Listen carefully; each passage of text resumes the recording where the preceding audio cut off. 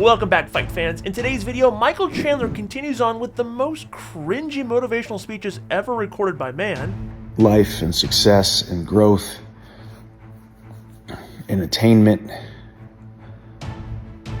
and getting the life that you want has everything to do with following through on the things that you said that you were going to do. Robert Whittaker says he has no idea who his new opponent is, but he plans on knocking him out anyways. Mate, the work's done. I was prepped to fight Chimaev. I understand the game plan's a little different now, but I'm a fighter. You know, I'll work it out, I'm sure. Paulo Costa wants to fight Khamzat Chimaev next. I think you should fight him. So they want to see some exciting fight, and I think this is the fight to make. And Jorge Masvidal unloads on Nate Diaz. Like, you're a cornball. It's fucking boxing. And I expect him to do dirty tactics and stupid shit like that. You know, especially the more that he gets frustrated, but the outcome's gonna be the same. I'm gonna crack him right in the jaw, and he's gonna go down and stay down. We have all that and more in today's video, so don't be scared, homie. Knock out the like button, subscribe to the channel, click the bell notification, and in the words of Big John McCarthy, let's get it all! Michael Chandler has put a smile on his face for over a year and a half, desperately waiting for his red panty night fight against Conor McGregor. However, over the last week, Chandler has lost his smile. And I come here and I hear the people and they chant Holloway, his name, or they chant Volkanovski, name, and they chant a lot of people's name. And one thing is for sure, you're gonna have all of that in the future. I know that over the last several months, I've lost a lot of things, and one of them has been my smile. In a new video posted to his Instagram, a somber-looking Chandler addressed his fans and declared he would still be showing up for the International Fight Week festivities despite no longer being on the pay-per-view card. Your word is your bond. And if your word is no good, then eventually you are no good. Still going to UFC 303. Much to the surprise of the UFC and everyone behind the scenes. It's UFC X, it's the UFC fan experience. It's UFC 303, Alex Pereira versus Yuri Prochazka, and just 6 days ago, it was McGregor versus Chandler. It's my card. It was my card whenever I signed the bout agreement, signed my name to a piece of paper that said I would be at UFC 303. I made a promise, I made a commitment, and that commitment still stands. Because your word is your bond, and without your word, you are no good. If you cannot be relied upon, if people don't believe that you're going to follow through with what you say you're going to do, the definition of integrity is doing what you say you're going to do without fail. So yes, I will be at UFC 303. No, I will not be fighting at UFC 303, but I'm going to see through to my commitment.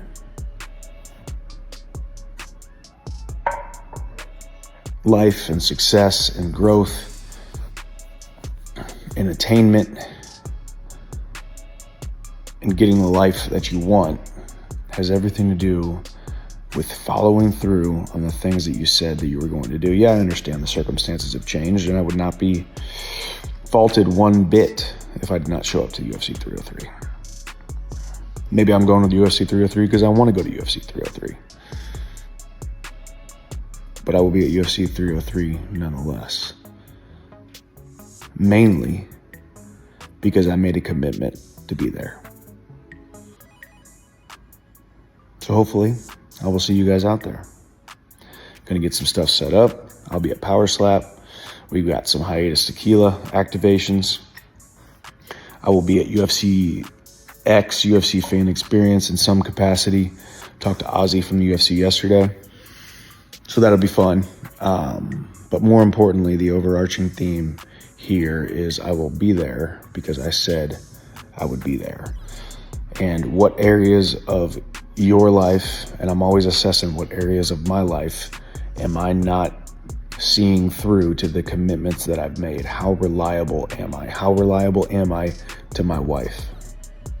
How much of a sure thing am I to my wife? How much of a sure thing am I to my children? How much of a sure thing am I to my craft? How much of a sure thing am I to my employer? How much of a sure thing am I to myself? making promises to myself and keeping those promises, therefore increasing my self-image, self-concept, and self-worth to then increase my chances of being successful, finding fulfillment and contentment, peace, and joy in life. Your word is your bond. It is the most important thing that you have. The most important thing that you have is your reputation and your reliability of your word. How much weight do other people put in what you say? It's been my goal nonstop to increase the weight of my word to where people have zero doubts whether what I'm saying is going to be followed through on. So hopefully I'll see you guys out at UFC 303. Remember, your word is your bond, and if your word is no good, then eventually you are no good. God bless. I'll see you at the top. Former UFC middleweight champion Robert Whittaker plans to make a statement at UFC Saudi Arabia. Whittaker was originally supposed to headline the card against Khamzat Chimaev. However, a week out from the fight, Chimaev was forced to withdraw and was replaced by Ikram Aliskerov. When Whittaker got the call, he admitted he didn't know who Aliskerov was, but he has since become familiar with him. Mate, the work's done. I was prepped to fight Chimaev. I understand the game plan's a little different now, but I'm a fighter. You know, I'll work it out, I'm sure. How familiar were you with Ikram? I'm going to be honest, and this is no disrespect, zero. Like, I don't have a great head in the fan side of MMA. I don't watch a lot of fights. I don't watch a lot of tape, and so it was left field for me. And he doesn't have a lot of tape to watch in the UFC either. So, I watched his. He's had some good wins. I watched those, and at the end of the day, like, we're gonna turn up fight night. We're gonna leave it all there. I have a very well-rounded skill set, and I'm gonna put it, to good use. Once the opponent change happened, Whittaker says that the game plan changed slightly. However, Whittaker is confident he'll be able to finish Aliskerov at UFC Saudi Arabia to derail the hype train. I take this fight with the same gravity as I take every fight, and the task is the same. I'm going to go in there and conquer him. I'm going to go in there and leave it all there, and I'm going to leave with his scalpel. Go trying. That's the plan. How do you kind of see it playing out then? I want to piece him up. I want to keep him, control the space, control the distance, and just utilize my hands. Take the fight into a field where I'm strongest, which is striking, and just 25 minutes to try and put him away. I'm looking to put him away. I want to make a statement. Paulo Costa is hoping to fight Khamzat Chimaev next, as he says he's the perfect opponent for him. Costa, who's coming off a decision loss to Sean Strickland back at UFC 302, is also coming off another loss to Robert Whittaker by decision earlier this year. In his last fight against Strickland, Costa didn't throw much volume or many power punches, at least when compared to his earlier UFC fights. After losing decisions in his last two fights, Costa says he's going to bring back his old self and isn't worried about decision wins anymore. And I talked to UFC, Hunter, and Dana. I just promised them I will bring back the old Paulo. That guy who moved forward, very aggressive, very dangerous all the time, throw punches and kicks. With Costa planning to be more aggressive, he believes the perfect opponent for him to do that with is Khamzat Chimaev. He knows Chimaev will come out aggressive, which will force him into a fight, which is what he needs. I saw you tweeting a lot about Khamzat Chimaev last week. It seems like this is what you desire. This is the fight that will bring the rage out in you and get you back on track. It seems like this is what you want. Yes, this is what I want. But not only me, I want to bring the fight that people want to see. That's very simple. Of course, they ask me who I want to fight next. I want to fight for the title. Right. It is this obvious, right? But most important than this is I like to be, and I'm trying to be the most entertainment fighter as I can. You understand? So I thought this fight against Sean would be very fun fight, but that wasn't fun. That was a boring. But next, the fight I think makes sense to bring a lot of entertainment. the fight would be fun would be against Chimaev. Because, look, this is perfect to me. This is perfect. It's not because he's close to tie or nothing. No, he's not. He's number 10. I'm number 8, I think. So, in terms of position, doesn't mean so good to me. But that is the thing. I think he's a perfect kind of fighter to bring back the old Paulo, to bring back the aggressivity, you know, to bring back the fire, the ferocity, you know. I'm looking for that, and bro, you can see on my face, I can't wait to bring back this because I need to redemption, you know. I'm so upset, bro. Nobody can be more upset than myself when I do a bad fight against, like I did against Sean. I'm not talking about losses. Losses can come and go, you know. Next, if I got the victory, everything changed in my mind. And I don't think that the people had so bad perception about myself because the losses. But I'm upset about myself. I need that fight. And Chimaev is perfect guy. I think he looks a little bit crazy, so this ought to be a very fun fight. And people in Brazil don't stop to talk about that, you know. Paulo, you need to fight Gomeche Chen. You need to fight Gomeche Chen next. And here in America as well, you know, I think Europeans fans, Mexicans fans, you know, the people around the world want to see that fight. Even the Russians, some Russians send me messages and say, yeah, I think you should fight him.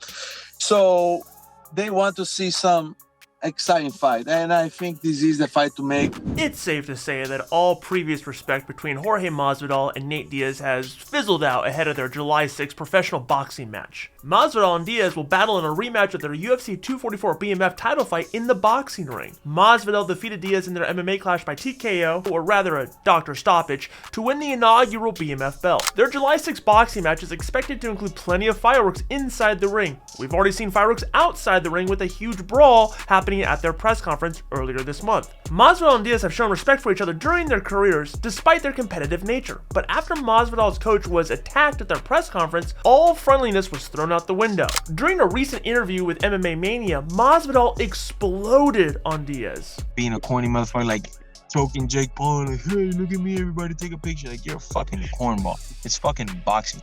And I expect him to do dirty tactics and stupid shit like that, you know, especially the more that he gets frustrated, but the outcome's gonna be the same. I'm gonna crack him right in the jaw. He's gonna go down and fucking stay down for a while. And hopefully when he comes back, his soul comes back into his body, he's gonna be a better person. When this all started, when the fight was announced, even beforehand, you know, there was obviously rivalry because you guys fought, you beat him. But there seemed to be some sort of respect now. Now it seems like it's very heated, and obviously there was stuff that went down at the last press conference between coaches and fights breaking out. Is there more heat on this fight? Like, do you want to hurt him even more now? It's not that there's more heat. It's just I've lost all respect from him. You know, he had his gimps attack my coach, which is almost 50 years old. He's not a pro fighter. He's obviously been at every press conference with me, sitting alongside, like, you know, that's my coach.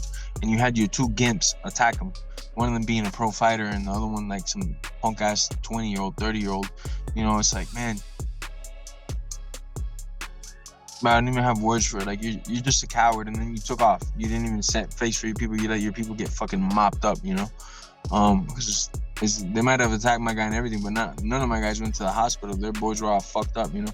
So to me, he's just a coward of a general, you know, to lead his people in the battle and then take off running like that, and then attacking my coach, you know. And it was all premeditated. As we did some research and I saw what his guys were posting before, during, and after, it was all kind of like premeditated. So it just shows me the level of coward that he is. I used to have some respect for him when I didn't know him that well. Now that I know him pretty well, I'm like, man, this guy's just a fucking coward, like straight up, in and out. You know, he might be tough and can take a hit and has good endurance, but like right in here, same way I brought it out the third fight, he's a fucking coward, you know? Because every time I gave him that heat, instead of like stepping on then and trying to go for your submission then, he's talking about this fourth and fifth round. Well, what happened around 1, 2, and 3? Why don't you step on the gas then, you know? Now let's take a look at the top 3 comments left on yesterday's video. At Dean Roller says, I just don't understand why Chandler wouldn't accept another fight, because if he fought someone like Max Holloway and won, Conor would damn sure want to come back even more. At AMS2932 says, Chandler's looking more desperate for that red panty night. To be honest, he's embarrassing himself a little on top of everything else. Don't you dare feel sorry for him. Dude, just move on and fight someone who will build your legacy. And at Shamrock8561 says, why does Colby always get personal? Why is he trying to prove a point? Trying to talk about Strickland's relationship with his dad has nothing to do with the conversation. Colby, you're a good fighter, but you play into that bad boy image a little overboard. If you want your comments highlighted on tomorrow's video, simply comment down below. We'll highlight the top best comments, good, bad, or indifferent, and feature them in tomorrow's video. And that does it for today's video, but make sure you're liking this video, subscribing to this channel, and clicking the bell notification so you can get notified every time we drop a new video. And in case you missed it, check out yesterday's news.